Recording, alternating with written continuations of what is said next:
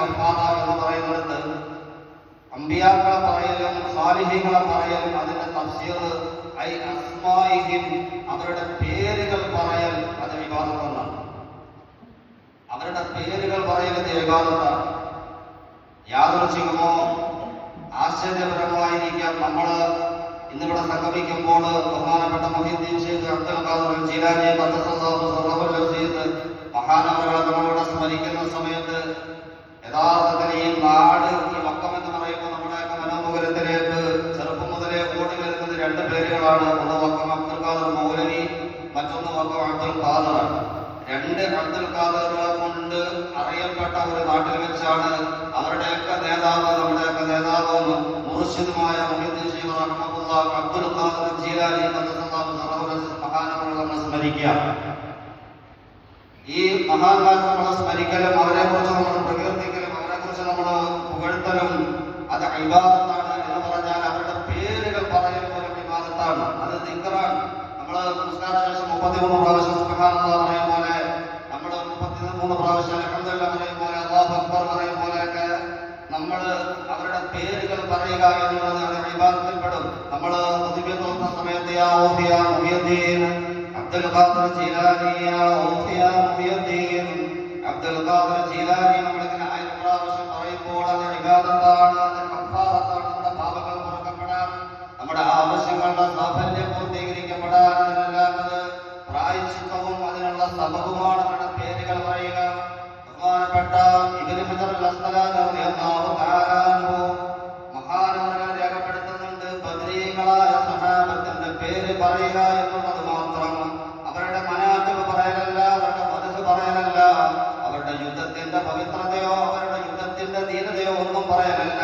ബദരീങ്ങളായ സഹാബത്തിന്റെ പേര് പറയുക എന്നത് മാത്രം അത് ഇബാദത്താണ്.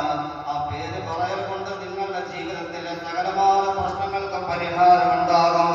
ഏത് പ്രതിസന്ധിയിലാണോ നിങ്ങൾ നിലകൊള്ളുക ആ പ്രതിസന്ധിക്ക് പരിഹാരമാണ് അസ്മാഉൽ ബദർ, ബദരീങ്ങളുടെ പേര് പറയുക. മഹാനായ ഇബ്നു ഹജർ അൽ അസ്ഖലാനി റളിയല്ലാഹു അൻഹു രേഖപ്പെടുത്തുക എന്ന് പറഞ്ഞാൽ മഹത്തുക്കളുടെ പേരുകൾ പറയുക. നമ്മൾ മജ്ലിസിലും ബദരിയത്തും ഒക്കെ നമ്മൾ ബഹുമാനപ്പെട്ട ഉസ്താദ്മാർ നമുക്കെല്ലാം ഇജാസത്ത് തരും, നിങ്ങൾ ബദരിയത്ത് പതിവാക്കുക, നിങ്ങൾക്ക് മറ്റു ബുദ്ധിമുട്ടുകൾ ഉണ്ടാകാതിരിക്കാൻ, നിങ്ങൾക്ക് ഐനിന്റെ പ്രശ്നം ഉണ്ടാകാതിരിക്കാൻ, സിഹറിന്റെ പ്രശ്നം ഉണ്ടാകാതിരിക്കാൻ, മറ്റു പല ബുദ്ധിമുട്ടുകൾക്കും മാറാനുള്ള പരിഹാര മാർഗമായിട്ട് ബദരിയത്തിലെ ഇജാസത്ത് നൽകാറുണ്ട്. ബദരീങ്ങളുടെ പേര് പറയുക എന്ന് പറഞ്ഞതുപോലെ മഹാന്മാരായ ഔലിയാക്കളുടെ പേര് പറയുക. മുഹീദ്ദീൻ ശൈഖ് റഹ്മത്തുള്ളാഹി എന്നവരിങ്ങനെ പറഞ്ഞുകൊണ്ടിരിക്കുക, അത് ഇബാദത്താണ്. നമ്മൾ പറഞ്ഞ പേര് മാത്രം പറഞ്ഞ ഇബാദത്താണ്. ആ ഒരു ഇബാദത്ത് നമ്മളോട് ചെയ്യാം. അല്ലാഹു തആല സ്വീകരിക്കുമാറാകട്ടെ. ബഹുമാനപ്പെട്ട മുഹീദ്ദീൻ ശൈഖ് റഹ്മത്തുള്ളാഹി മഹാനവരുടെ ആ റൂട്ട് തന്നെ പരമ്പര തന്നെ ഏറ്റവും വലിയ മഹത്വമേറിയതാണ്. ബഹുമാനപ്പെട്ട മുഹീദ്ദീൻ ശൈഖ് റഹ്മത്തുള്ളാഹിയുടെ വാപ്പ അബൂ സാലിഹ് റളിയല്ലാഹു തആല മഹാനവറുകളുടെ 12ാമത്തെ വല്യപ്പ റസൂലുള്ളാഹി സ്വല്ലല്ലാഹു അലൈഹി വസല്ലം തങ്ങളുടെ പൊന്നാര മകൾ ഫാത്തിമ ബീവി റളിയല്ലാഹു അൻഹയുടെയും അലിയാർ തങ്ങളുടെയും മകൻ നബിതങ്ങളുടെ പേരക്കുട്ടി ഹസൻ റളിയല്ലാഹു അൻഹുവാണ്.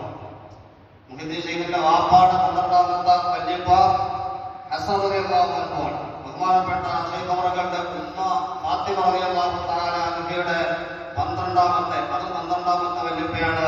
അത് ഹുസൈൻ റളിയല്ലാഹു അൻഹുവാണ്. ഹസനും ഹുസൈൻ റളിയല്ലാഹു അൻഹുമ ആ രണ്ട് വഴിയിലൂടെയാണ് ഹസൻ റളിയല്ലാഹു അൻഹുവിലൂടെ വാപ്പയുടെ പരമ്പര, ഹുസൈൻ റളിയല്ലാഹു അൻഹുവിലൂടെ ഉമ്മയുടെ പരമ്പര കടന്നു വരുന്ന ആ വലിയ ഒരു പാരമ്പര്യത്തിന്റെ പ്രതീകമാണ് ബഹുമാനപ്പെട്ട മുഹീദ്ദീൻ ശൈഖ് റഹ്മത്തുള്ളാഹി. മഹാനവറുകൾക്ക് കേരളവുമായിട്ട്, കേരളീയർക്ക് മഹാനവറുകളുമായിട്ടാണ് വലിയ ബന്ധം. ഔലിയാക്കൾ ധാരാളമുണ്ട്, പക്ഷേ കേരളത്തിലുള്ളവർക്ക്, കേരളീയർക്ക് ഏറ്റവും കൂടുതൽ ബന്ധം മുഹീദ്ദീൻ ശൈഖ് റളിയല്ലാഹു തആല അൻഹുവിനോടാണ്. ശാഫിഈ മദ്ഹബിൽ അഭിപ്രായ ഭിന്നതകൾ വരുമ്പോൾ ആ ശാഫിഈ മദ്ഹബിൽ നമ്മൾ മുഅത്തമദായ അഭിപ്രായം നോക്കുന്നത് ബഹുമാനപ്പെട്ട ഇബ്നു ഹജർ ഹൈതമി റളിയല്ലാഹു അൻഹുവിന്റെ തുഹഫയും ഇമാം റംലി റളിയല്ലാഹു തആല അൻഹുവിന്റെ നിഹായയും നോക്കിയിട്ടാണ്. ഇത് രണ്ടിനും ഒരേ പ്രാധാന്യം.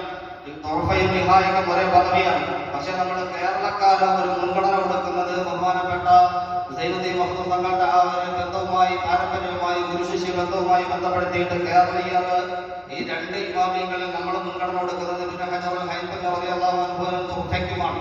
അതേ സ്ഥാനമാണ് നിഹായക്കെങ്കിലും നമ്മൾ തുഹഫയ്ക്കും ഇബ്നു ഹജർ തങ്ങൾക്കും ഫിഖ്ഹിൽ ശാഫിഈ മദ്ഹബിൽ മുഅത്തമദായ അഭിപ്രായം നമ്മൾ കണ്ടെത്തുന്നതിന് മുൻഗണന കൊടുക്കുന്നത് പോലെ ബഹുമാനപ്പെട്ട അഹ്മദുൽ കബീർ ഗിഫാരി ഖദ്ദസല്ലാഹു സിറഹുൽ അസീസ് ബഹുമാനപ്പെട്ട മുഹ്യിദ്ദീൻ ശൈഖ് റളിയല്ലാഹു അൻഹു രണ്ടുപേരുണ്ട്. ഗിഫാരി ശൈഖിന്റെ ആ ഒരു സ്ഥാനത്ത് നമ്മുടെ കേരളക്കാർക്കുണ്ട്, മുഹ്യിദ്ദീൻ ശൈഖ് റളിയല്ലാഹു അൻഹു താഴെയുമുണ്ട്. പക്ഷേ ഗിഫാരി ശൈഖിനേക്കാൾ ഒരു പടി മുമ്പിൽ നിൽക്കുന്നത് ബഹുമാനപ്പെട്ട മുഹ്യിദ്ദീൻ ശൈഖ് റളിയല്ലാഹു അൻഹു ആണ്. അതിന്റെ ഏറ്റവും വലിയ തെളിവുകളാണ് നമ്മുടെ നാട്ടിലൊക്കെ നമ്മൾ കാണുന്ന പള്ളികൾക്ക്, എത്രയോ പള്ളികൾക്ക് മുഹ്യിദ്ദീൻ ജുമാ മസ്ജിദ് പേരുണ്ട്. അതൊക്കെ മുഹ്യിദ്ദീൻ ശൈഖ് റളിയല്ലാഹു അൻഹുമായിട്ടുള്ള ആ ഒരു ബന്ധത്തിന് പേരിലുണ്ടായതാണ്. കണ്ണറ പള്ളിയുണ്ട്, കണ്ണറ മുഹ്യിദ്ദീൻ ജുമാ മസ്ജിദ്, കാവനാട് മുഹ്യിദ്ദീൻ ജുമാ മസ്ജിദ്, നിങ്ങളെ തന്നെ കാണും. എത്രയോ മസ്ജിദുകൾക്ക്, നമസ്കാര പള്ളികൾക്ക്, എത്രയോ സ്ഥാപനങ്ങൾക്ക് മുഹ്യിദ്ദീൻ എന്ന പേരുമായി ബന്ധപ്പെടുത്തിക്കൊണ്ട് പേരുകൾ ഇടാറുണ്ട്. അത് നമ്മുടെ കേരളീയർക്കുള്ള ആ ഒരു ബന്ധമാണ്. അല്ലാഹു മഹാന്മാരുടെ ആ ഒരു പാത പിൻപറ്റുന്ന നമുക്കൊക്കെ തൗഫീഖ് നൽകി അനുഗ്രഹിക്കുമാറാകട്ടെ. വലിയ 40 വർഷം നീണ്ടു നിന്ന മതപ്രഭാഷണ സദസ്സ് നടത്തിയിട്ടുള്ളവരാണ് മുഹ്യിദ്ദീൻ ശൈഖ് റഹിമഹുല്ലാഹ്. 18ാമത്തെ വയസ്സിലാണ് ബാഗ്ദാദിലേക്ക് പഠിക്കാൻ വേണ്ടി പോവുക. അതിനുശേഷം 33 വർഷം താലിബുൽ ഇൽമായിട്ട്, വിദ്യാർത്ഥിയായിട്ട് പഠിക്കുക, താലീമിനൊക്കെ ആയിട്ട് കഴിഞ്ഞുകൂടി. അതിനുശേഷം 40 വർഷം മഹാനവർകള് മതപ്രഭാഷണം നടത്തി. ആ മതപ്രഭാഷണത്തിന്റെ ആ സദസ്സിന്റെ ഗാംഭീര്യം, അദ്ദേഹത്തിന്റെ ചരിത്രം നമ്മൾ പരിശോധിക്കുമ്പോൾ കാണാൻ കഴിയും. വെറും നിസ്സാരമായ ഒരു മതപ്രഭാഷണം ആകുന്ന മജ്‌ലിസുകളല്ല. ഹിജറ 521-ലാണ് ഈ ഒരു 40 വർഷത്തെ മതപ്രഭാഷണത്തിന്റെ. അതിനു മുമ്പ് താലീമുമായി ബന്ധപ്പെട്ട പല മജ്‌ലിസുകളും ഉണ്ടെങ്കിലും 40 വർഷം മുഹ്യിദ്ദീൻമാരെന്നൊക്കെ പറയുന്ന ഈ 40 വർഷം നീണ്ടു നിൽക്കുന്ന മതപ്രഭാഷണം നടത്തി മഹാനവറുകൾ എന്ന് പറയുന്ന ആ പദം ആരംഭിക്കുന്നത് ഹിജറ 521-ലാണ്. ആഴ്ചയിൽ 3 ദിവസമാണ് ആ സദസ്സ്. ഞായറും ചൊവ്വയും വെള്ളിയും 3 ദിവസമാണ് മജ്‌ലിസ്. ആ മജ്‌ലിസിന്റെ മഹത്വം എന്നറിയോ? ഓരോ മജ്‌ലിസിലും 75,000-ഓളം ആളുകളുണ്ടാവും. 3,00,000 750 ആളുകളെ നമ്മുടെ മഹല്ലിൽ മതപ്രഭാഷണം നടത്തുന്ന സമയത്ത് നിറയ്ക്കപ്പെടുന്ന പാട് അധികന്മാർക്കറിയാം. ഓരോ മജ്‌ലിസിലും 75,000 3,00,000 ആളുകൾ ഉണ്ടാവും. ആ മജ്‌ലിസ് ഇങ്ങനെ രാത്രി മുതൽ സുബഹിന്റെ സമയം വരെ നീളും. ആ സമയത്ത് ആളുകളെ ബഹുമാനപ്പെട്ട മുഹ്യിദ്ദീൻ ശൈഖ് റഹിമഹുല്ലാഹ് അല്ലാഹുവിന്റെ വലിപ്പത്തെ കുറിച്ച്, തൗഹീദിനെ കുറിച്ച്, നരകത്തെ കുറിച്ച്, സ്വർഗത്തെ കുറിച്ചൊക്കെ പറഞ്ഞ് ആത്മീയതയുടെ ഏറ്റവും പരമോന്നതമായ നിലയിലേക്ക് കൊണ്ടെത്തിച്ച് മാനസാന്തരം വന്നിട്ട് ശ്രോതാക്കളായിട്ട് വന്ന് 75,000-ൽ 10,000-കണക്കിന് ആളുകൾ കരഞ്ഞ് ബോധക്ഷയം വന്ന് വീഴുമായിരുന്നു എന്ന് മഹാനവറുകളുടെ ചരിത്രത്തിൽ കാണാം. ആളുകള് മഹാനവരുടെ നസീഹത്ത് കേട്ടിട്ട്, നമ്മളൊക്കെ ഖതീബന്മാരാണ്, നസീഹത്ത് കേട്ടിട്ട് കരഞ്ഞ് ബോധക്ഷയം ബാധിച്ചു പോകുന്ന അവസ്ഥയിലേക്ക് ഇൽമിന്റെ നൂറാനിയത്ത് ഹൃദയത്തിലേക്ക് ആവാഹിക്കാൻ കഴിവുള്ള മഹാവ്യക്തിത്വമാണ് ബഹുമാനപ്പെട്ട മുഹ്യിദ്ദീൻ ശൈഖ് റഹിമഹുല്ലാഹ്.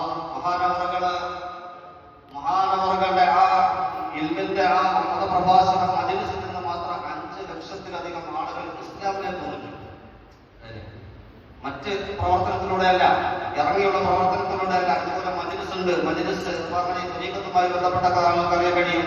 വലിയ ആത്മീയ മജ്‌ലിസുകൾ ഉണ്ടാവും. ആ മജ്‌ലിസിൽ നിന്നും മഹാനവറുകളുടെ നസീഹത്തും പ്രഭാഷണവും കേട്ടിട്ട് 5 ലക്ഷത്തിലധികം ആളുകൾ ഇസ്ലാമിലേക്ക് കടന്നു വന്നിട്ടുണ്ട് എന്ന് ചരിത്രം പറയാം. അത്രത്തോളം വലിയ സദസ്സ് നടത്തിയ, അത്രത്തോളം വലിയ ആത്മീയതയിലേക്ക് ജനങ്ങളെ, ഹൃദയങ്ങളെ കൊണ്ടുപോകാൻ കഴിവുണ്ടായിരുന്ന മഹാനായ മുഹ്യിദ്ദീൻ ശൈഖ് റഹിമഹുല്ലാഹ് പലരും തെറ്റിദ്ധരിക്കുന്നത് പോലെ ഒരു തസ്ബീഹുമാലയുമായി പള്ളിയുടെ മൂലയിൽ നിന്ന് ഇബാദത്ത് ചെയ്തിരുന്നവരല്ല. മഹാനായ മുഹ്യിദ്ദീൻ ശൈഖ് റഹിമഹുല്ലാഹ് ഏതെങ്കിലും ഒരു ഏകാഗ്രതയുമായി ബന്ധപ്പെട്ട് മാത്രം കഴിഞ്ഞവരല്ല. ഏകാഗ്രത ഇഷ്ടപ്പെട്ടിരുന്നു മഹാനവറുകളെങ്കിലും മറ്റ് ദീനിന്റെ എല്ലാ മേഖലകളിലും ബന്ധപ്പെടേണ്ടുന്ന എല്ലാ മേഖലയിലും ഒരു വിശ്വാസി എങ്ങനെയൊക്കെ സമീപിക്കേണ്ടതുണ്ടോ അവിടെയെല്ലാം മഹാനവറുകളുടെ ഏറ്റവും ഉന്നതമായ ഇടപെടലുകൾ നമുക്ക് കാണാൻ കഴിയും. നമ്മുടെ ആറ്റിങ്ങൽ മേഖലയുടെ ഇന്നത്തെ ഈ നമ്മുടെ പ്രോഗ്രാമിന്റെ ഏറ്റവും ഹൈലൈറ്റ് പരിപാടി എന്നുള്ളത് ഇതെല്ലാം കഴിഞ്ഞിട്ട് നമ്മളിപ്പോ മദ്രസയുടെ മുൻഭാഗത്തേക്ക് ഇറങ്ങിയിട്ട് പാവപ്പെട്ട അവസ്ഥയിലെ പൊന്നോമന മക്കൾക്ക് വേണ്ടിയിട്ട് നമ്മൾ മുദ്രാവാക്യങ്ങൾ വിളിക്കും, അവർക്ക് വേണ്ടിയിട്ട് നമ്മൾ ശബ്ദിക്കും. അതാണ് നമ്മുടെ ഇന്നത്തെ ഏറ്റവും വലിയ പ്രോഗ്രാം എന്ന് പറയാം. ആ പ്രോഗ്രാമിലേക്ക് നമ്മൾ ഒരുമിച്ച് കൂടിയിരിക്കുമ്പോൾ എന്റെ പ്രിയമുള്ള സഹോദരങ്ങളെ, മസയിലെ പാവപ്പെട്ട പിച്ചോമന മക്കൾ 1 മണിക്കൂർ കൊണ്ട് ലോക പോലീസ് എന്ന് വാദിക്കുന്ന അമേരിക്കയുടെ തെമ്മാടിത്തരങ്ങളും തോന്നിവാസങ്ങളും അതിനോടൊപ്പം കുടപിടിച്ചുകൊണ്ട് അവന്റെ ജാലസന്തതിയായ ഇസ്രായേലിൽ ചേർന്നിട്ട് 1 മണിക്കൂറിൽ 91 കുഞ്ഞുമക്കളെയാണ് ഈ അടുത്ത് കൊന്നടങ്ങുന്നത്. 91 കുഞ്ഞുമക്കളെ 1 മണിക്കൂറിനകത്ത് എന്താ ചെയ്ത തെറ്റെന്നറിയില്ല. നമ്മുടെയൊക്കെ മക്കൾ ജനിച്ചു വീഴുന്ന സമയത്ത് പ്രകൃതിയുടെ മനോഹാരിതയുള്ള നല്ല പച്ചപ്പുള്ള മന്ദമാരുന്ന മക്കൾ ശ്രദ്ധിക്കുക. പക്ഷേ ഒന്നയിലെ പാവപ്പെട്ട പൊന്നോമന മക്കള് യുദ്ധത്തിന്റെ മിസൈലുകൾ വന്നു വീണ് പൊട്ടിക്കരിഞ്ഞു പോയി കിടക്കുന്ന ആ ഒരു അന്തരീക്ഷത്തിലൂടെ പിറന്നു വീഴുന്ന കുഞ്ഞുങ്ങൾ നല്ല പ്രകൃതിയുടെ ഒരു ശ്വാസം പോലും കിട്ടാതെ എന്താണ് തെറ്റ് ചെയ്തത്, ചെയ്തു പോയ തെറ്റ് എന്താണെന്ന് പോലും തിരിച്ചറിയാത്ത കുഞ്ഞു മക്കളാണ് മിസൈൽ ക്രൂരമായിട്ട് കൊല ചെയ്യപ്പെടുക. നമ്മളൊക്കെ പരിശുദ്ധമായ റബീഉൽ വന്നപ്പോ നമ്മുടെയൊക്കെ മക്കളുടെ കൈ പിടിച്ചുകൊണ്ട് നമ്മളെല്ലാവരും നബിദിന റാലിക്ക് മക്കളുടെ ഒരു കയ്യിൽ മുടിതോരണങ്ങളും മറു കയ്യിൽ നമ്മൾ അവരുടെ കയ്യിൽ പിടിച്ചുകൊണ്ട് സന്തോഷത്തോടെ നടന്നു നീങ്ങുമ്പോ ഒസയിലെ പാവപ്പെട്ട വാപ്പയും ഉമ്മയും അവരുടെ മക്കളുടെ കൈ പിടിച്ചുകൊണ്ട് എങ്ങോട്ടാ പോകുന്നത്? ഈതുന്ന മിസൈലിൽ നിന്ന് തങ്ങളുടെ മക്കൾക്ക് എവിടെയെങ്കിലും ഒരു രക്ഷാ കവചം, ഒരു ഒളിത്താവളം നോക്കിയിട്ട് അവരിങ്ങനെ നെട്ടോട്ടം ഓടുമ്പോൾ, അങ്ങനെ വസയിലെ പാവപ്പെട്ട കുഞ്ഞുമക്കൾ ഭക്ഷണം കിട്ടാതെ പിടഞ്ഞു മരിക്കുമ്പോൾ, പട്ടിണി കിടന്ന് മരിക്കുമ്പോൾ, ബഹുമാനപ്പെട്ട ഉദ്ഘാടകൻ നമ്മുടെ മുഹദ്ദിസ് പറഞ്ഞതുപോലെ 2 വർഷം ഇന്ന് പൂർത്തിയായി. ഇന്നത്തെ നമ്മുടെ ഈ യോഗത്തിന് അവിചാരിതമാകാം, അല്ലെങ്കിൽ ആ ഒരു ചിന്തയിലൂടെ എടുത്തതാകാം ഇന്നത്തെ ഡേറ്റ്. ആ ഡേറ്റ് നമ്മളിവിടെ അവസ്ഥയില് പാവപ്പെട്ട മക്കൾക്ക് വേണ്ടി ഐക്യദാർഢ്യത്തിന് വേണ്ടി സംഘടിക്കുമ്പോ 2 വർഷം പൂർത്തീകരിക്കപ്പെടുന്ന ഈ ദിവസമാണെന്ന്. 65,000-ലധികം ഫലസ്തീന്റെ മക്കളാണ് യുദ്ധത്തിൽ മരണപ്പെട്ട് കിടക്കുന്നത്. അവരെ നമ്മൾ സ്മരിക്കുമ്പോൾ ആ പാവപ്പെട്ട കുഞ്ഞുമക്കളും കുഞ്ഞോമന മക്കളും സഹോദരങ്ങളും സഹോദരിമാരും പ്രായം ചെന്നവരും നമ്മുടെയൊക്കെ വാപ്പയുടെയും വാപ്പയുടെയും ഉമ്മയുടെ ഒക്കെ പ്രായമുള്ളവർ അവരെ തീതുക്കുന്ന മിസൈലിൽ നിന്നും രക്ഷപ്പെടാൻ വേണ്ടിയിട്ട് നെട്ടോട്ടമോടുമ്പോൾ ഇതെല്ലാം കണ്ടിട്ടും അധികാരത്തിന്റെ പവർ കൊണ്ട് ഇസ്രായേലിനെതിരെയോ അമേരിക്കക്കെതിരെയോ ഒരു ചെറുവിരൽ പോലും അനക്കാൻ കഴിയാതെ അറേബ്യൻ രാജ്യങ്ങളുടെ ഭരണാധികാരികൾ അവരുടെ പരിമിതികളും പറഞ്ഞുകൊണ്ട് ഒരു ഉച്ചകോടി കൂടി എല്ലാവരും കൂടി ചേർന്ന് ആ ഉച്ചകോടി കൂടിയിട്ട് ഞങ്ങൾ ഇസ്രായേലിന്റെ ആ പ്രവർത്തനങ്ങളെ, ഇസ്രായേലിന്റെ ആക്രമണത്തെ ഞങ്ങൾ അപലപിക്കുന്നു. ഉച്ചകോടി കൂടുന്നതിന് മുമ്പ് എല്ലാ ചാനലുകളും എല്ലാ മാധ്യമങ്ങളും ഭയങ്കരമായ എഴുതിവിടലും ചർച്ചകളും ഒക്കെ നടത്തി ഉച്ചകോടി കൂടുന്നതിലൂടെ ഇസ്രായേലിനെ ശക്തമായിട്ട് പ്രതിരോധിക്കും, അങ്ങനെ ചെയ്യും ഇങ്ങനെ ചെയ്യും, ആനയാണ് ചേനയാണ്, ഒരു കുന്തം ഉണ്ടായില്ല.